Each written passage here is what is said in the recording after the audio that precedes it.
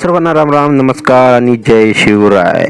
ओडिशा जगन्नाथपुरीच्या दुसऱ्या पार्टमध्ये आपल्या सर्वांचं सहर्ष स्वागत करतो.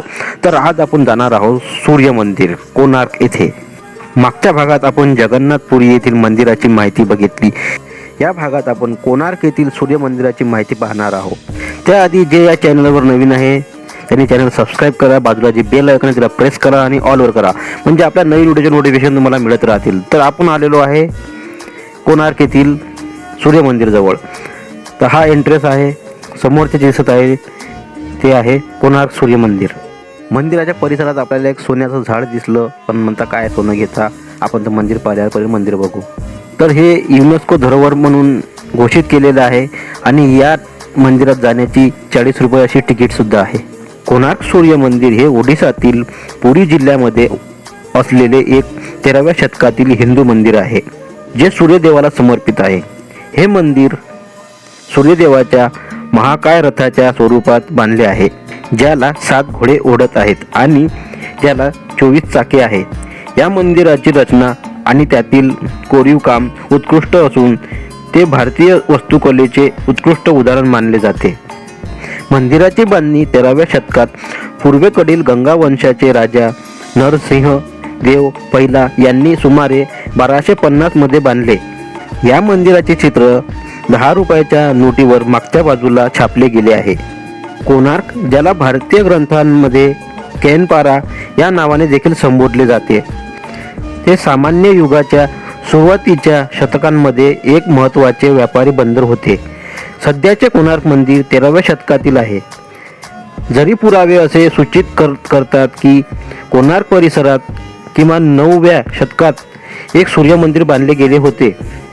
अनेक पुराणांमध्ये मंदिरातील सूर्यपूजा केंद्राचा उल्लेख आहे, जे कोणार्क, कालप्रिया म्हणजे मथुरा आणि मुलतान म्हणजेच आजचे पाकिस्तान यांचे पूर्वीचे नाव असावेत. मधला पंजीनुसार एकेकाळी कुंदरा केसरीने या प्रदेशात आणखी एक मंदिर बांधले होते. तो सोमवंशी राजवंशाचा 7व्या शतकातील शासक पुरंजय असावा. मंदिराचे बांधकाम. सध्याचे मंदिर पूर्व गंगा राजवंशातील नरसिंहदेव पहिला याने 1238 ते 1264 या कालखंडात बांधले गेले. हे काही हिंदू मंदिरांपैकी एक आहे, ज्याने नियोजन आणि बांधकाम नोंदी ओडिसाच्या लिपीमध्ये संस्कृतमध्ये लिहिलेल्या ताडपत्रांच्या हस्तलिखितांच्या स्वरूपात जतन केले गेले आहेत, जे 1960च्या दशकात एका गावात सापडले आणि त्यानंतर भाषांतरित केले गेले. मंदिराचे प्रायोजकत्व राजाने केले होते आणि त्यांचे बांधकाम शिवसमंतराय महापात्रा यांनी केले होते, जे जुन्या सूर्य मंदिर जवळ बांधले गेले होते. जुन्या सूर्य मंदिराच्या गर्भगृहातील शिल्प पुन्हा पवित्र केले गेले आणि नवीन मोठ्या मंदिरात समाविष्ट केले गेले. मंदिर स्थळाच्या उत्क्रांतीच्या या कालक्रमाला त्या काळातील अनेक ताम्रपट शिलालेखांनी पाठिंबा दिला आहे, ज्यांमध्ये कोणार्क मंदिराला महान कुटीर म्हणून संबोधले जाते. जेम्स हार्ले यांच्या मते 13व्या शतकात बांधलेल्या मंदिरात 2 मुख्य रचना होत्या, नृत्य मंडप आणि महान मंदिर. लहान मंडप अशी रचना आहे जी अजूनही टिकून आहे.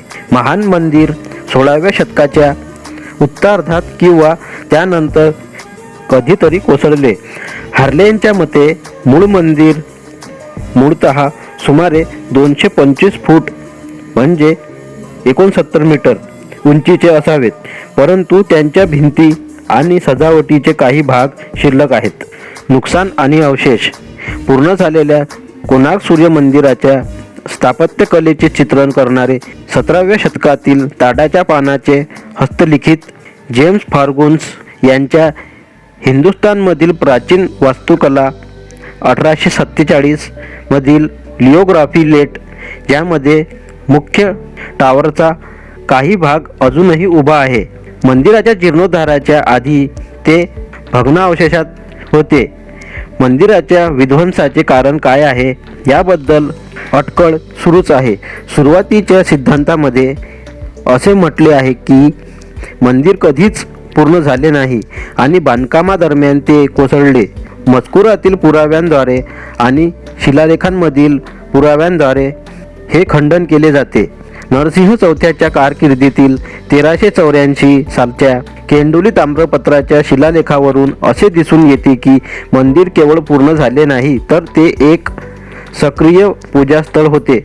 आणखीन एका शिलालेखात असे म्हटले आहे की मंदिरातील विविध देवांना पवित्र करण्यात आले होते. तसेच मंदिराचे बांधकाम पूर्ण झाल्याचे सूचित होते. 16व्या शतकातील अबुल फजल यांनी लिहिलेल्या अकबर काळातील मजकूर N.A. अकबरी कोणार्क मंदिराचा उल्लेख करतो, ज्यामध्ये ते एक समृद्ध ठिकाण आहे ज्यांचे वर्णन एका मंदिरासह होते जे पर्यटकांना त्यांच्या दर्शनाने आश्चर्यचकित करत. असे अवशेषांचा उल्लेख आहे. 16व्या शतकातील मुस्लिम धर्मांतरित सेनापती काला पहाड यांनी 1568 सुमारास या मंदिरावर हल्ला केला असे मानले जाते. 200 वर्षानंतर 18व्या शतकात ओडिसातील मराठ्यांच्या राजवटीत एका मराठा साधूला हे मंदिर सोडून दिले आणि झाडांनी झाकलेले आढळले. मराठ्यांनी मंदिरातील अरुणस्तंभ पुरी येथील जगन्नाथ मंदिराच्या सिंहद्वाराच्या प्रवेशद्वाराजवळ हलवला. 19व्या शतकातील ग्रंथांमध्ये अवशेषांचा उल्लेख आहे. याचा अर्थ असा की मंदिराचे नुकसान जाणून बुजून किंवा नैसर्गिक कारणांमुळे 1556 ते 1800च्या दरम्यान झाले. सूर्य मंदिराने श्रद्धाळूंना आकर्षित करणे थांबल्यानंतर कोणार्क निर्जन झाले. वर्षानुवर्षे घनदाट जंगलात गायब झाले. थॉमस डोनाल्डसन यांच्या मते 17व्या शतकाच्या सुरुवातीच्या ग्रंथांमध्ये आढळलेल्या विविध सर्वेक्षण आणि दुरुस्तीच्या नोंदीवरून असे पुरावे सूचित करतात की मंदिराचे नुकसान आणि त्यांची उद्ध्वस्त स्थिती 16व्या शतकाच्या उत्तरार्धापासून 17व्या शतकाच्या सुरुवातीच्या दरम्यानची असू शकते. या नोंदीमध्ये असेही नोंदले आहे की 17व्या शतकाच्या सुरुवातीला मंदिर पूजास्थळ राहिले. या नोंदींमध्ये हे नमूद केले नाही की अवशेषांचा वापर भाविक एकत्र येऊन पूजा करण्यासाठी करत होते की खराब झालेल्या मंदिराचा काही भाग अजूनही इतर काही कारणांसाठी वापरात होता. अरुणस्तंभ पुरी येथील जगन्नाथ मंदिरासमोरील कोणार्क सूर्य मंदिराचा काळा स्तंभ किंवा अरुणस्तंभ 18व्या शतकाच्या शेवटच्या तिमाहीत अरुणस्तंभ कोणार्क मंदिराच्या प्रवेशद्वारावरून काढून पुरी येथील जगन्नाथ मंदिराच्या सिंहद्वार येथे गौस्वामी नावाच्या एका मराठा ब्रह्मचार्याने ठेवला. मोनोलिथिक क्लोराईडपासून बनलेला हा स्तंभ 33 फूट 8 इंच म्हणजे 10.26 मीटर उंच आहे आणि तो सूर्यदेवाचा सारथी अरुणाला समर्पित आहे. जतन करण्याचा प्रयत्न 1812 मध्ये आतील भाग एक्सप्लोर करणाऱ्या कुत्र्यासह 2 युरोपियन अधिकाऱ्याने जलतरंगात चित्र. 1803 मध्ये ईस्ट इंडिया मरीन बोर्डाने बंगालच्या गव्हर्नर जनरलने संवर्धनाचे प्रयत्न करण्याची विनंती केली. तथापि त्यावेळी एकमेव संवर्धन उपाय म्हणजे त्या ठिकाणाहून दगड काढून टाकण्याची मनाई करणे. संरचनात्मक आधाराअभावी मुख्य मंदिराचा शेवटचा भाग अजूनही उभा असलेला एक लहान तुटलेला वक्र भाग 1848 मध्ये कोसळला. मुख्य मंदिर आता पूर्णपणे नष्ट झाले आहे.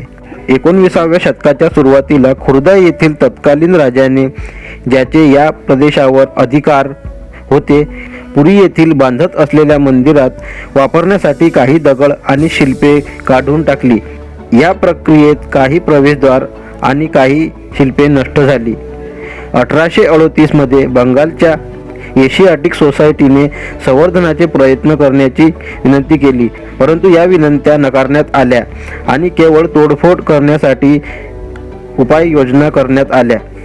ब्रिटिश म्युझियममध्ये कोणार्कमधील नवग्रह मूर्ती 1859 मध्ये एशियाटिक सोसायटी ऑफ बंगालने प्रस्ताव मांडला आणि 1867 मध्ये कोणार्क मंदिरातील नवग्रह दर्शविणारी एक वास्तुशिल्प कलकत्ता येथील भारतीय संग्रहालयात हलवण्याचा प्रयत्न केला. निधी संपल्यामुळे हा प्रयत्न रद्द करण्यात आला. 1894 मध्ये 13 शिल्पो भारतीय संग्रहालयात हलवण्यात आली. स्थानिक हिंदू लोकांनी मंदिराचे अवशेष आणखी नुकसान करण्यास आणि हटवण्यास आक्षेप घेतला. स्थानिक भावनांना आदर करण्यासाठी सरकारने आदेश जारी केले.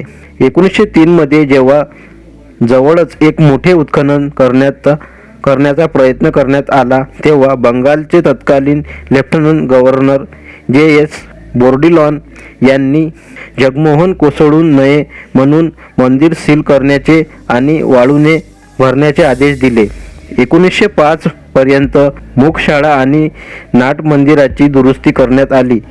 कोणार्क मंदिरात ध्वनी आणि प्रकाश प्रदर्शन 1906 मध्ये वाळूने भरलेल्या वाऱ्यांपासून बचाव करण्यासाठी समुद्राकडे तोंड करून कासुआरिना आणि तमनूची झाडे लावण्यात आली. 1909 मध्ये वाळू आणि कचरा काढताना मायादेवी मंदिराचा शोध लागला. 1984 मध्ये युनेस्कोने या मंदिराला जागतिक वारसा स्थळाचा दर्जा दिला. 8 सप्टेंबर 2022 रोजी ASIने जगमोहनातून वाळू काढण्यास सुरुवात केली, जी 3 वर्षात पूर्ण होईल. मंदिराच्या आत स्टेनलेस स्टील बीमचा आवश्यक आधार बसवला जाईल आणि दुरुस्ती केली जाईल.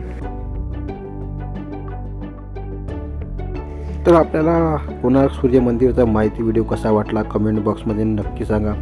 आवडल्यास लाईक करा, शेअर करा, आपल्या जवळच्या सर्वांना शेअर करा आणि नवीन लोकांनी चॅनलला सबस्क्राईब जरूर करा आणि बाजूला जी बेल आयकॉन आहे त्याला प्रेस करा आणि ऑलर करा, म्हणजे आपल्या नवीन व्हिडिओचे नोटिफिकेशन तुम्हाला मिळत राहतील. आणि आपल्या प्रतिक्रिया खूप महत्त्वाच्या आहे, म्हणून व्हिडिओवर कमेंट करत चला आणि व्हिडिओ कसा वाटला कमेंटमध्ये नक्की सांगा. तर लवकरच भेटू आपण पुढच्या एका नवीन व्हिडिओमध्ये, म्हणजे पार्ट 3 मध्ये, कारण हा व्हिडिओ फार लांब झाल्यामुळे यामध्ये तो व्हिडिओ टाकता आला नाही.